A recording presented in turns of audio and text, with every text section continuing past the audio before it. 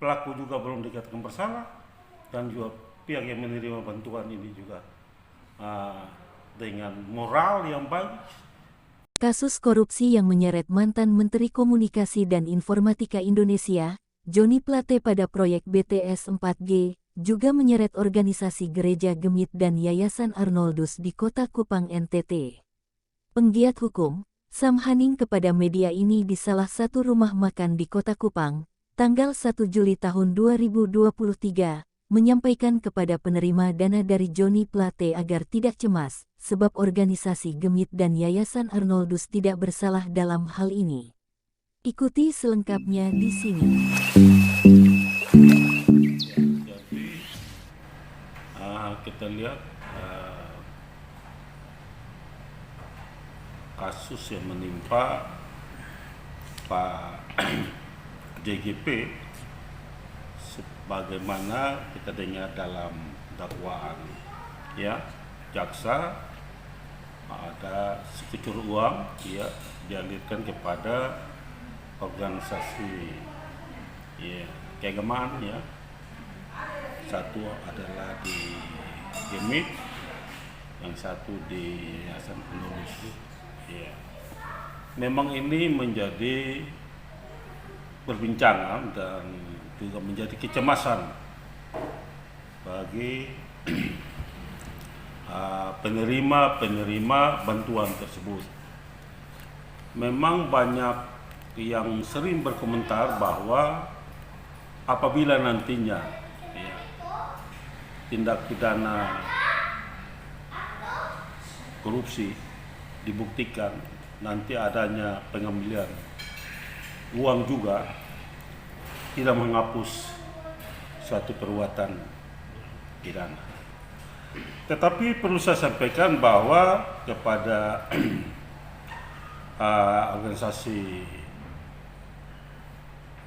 Gemit dan juga Yayasan Arnoldus, tidak usah terlalu ragu, tidak usah terlalu cemas, ya kan?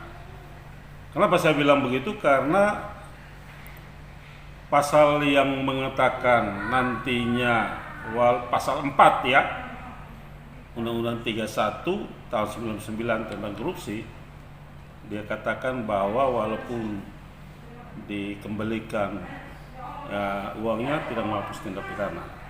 Tapi ini agak berbeda. Itu pasal ambigu, ya, pasal ambigu. Karena kita lihat bahwa tindak pidana korupsi itu seringkali dilakukan oleh para pelaku itu. Yang pertama itu terjadinya kerugian negara, keuangan dalam hal ini. Yang kedua itu tentang perekonomian negara. Nah, lalu mengenai penerimaan bantuan yang diberikan Pak Joni Plate, ini kan masih taraf persidangan. Asas presumption of innocence itu seorang yang dinyatakan tersangka, terdakwa, itu belum boleh dikatakan dibersalah sebelum adanya putusan pengadilan yang mempunyai kekuatan hukum tetap. Nah, kalau mengenai aliran dana yang diberikan kepada kedua organisasi ini, saya pikir ini sesuatu yang tidak salah, ya.